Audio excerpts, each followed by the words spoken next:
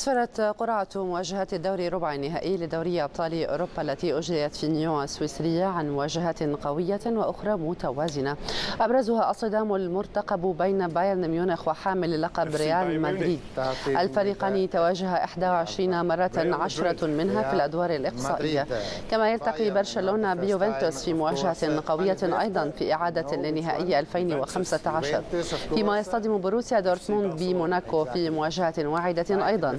ويلتقي أتلتيكو مدريد الذي بلغ النهائي مرتين في السنوات الثلاث الأخيرة بليستر سيتي بطل الدوري الإنجليزي الممتاز الذي يشارك للمرة الأولى.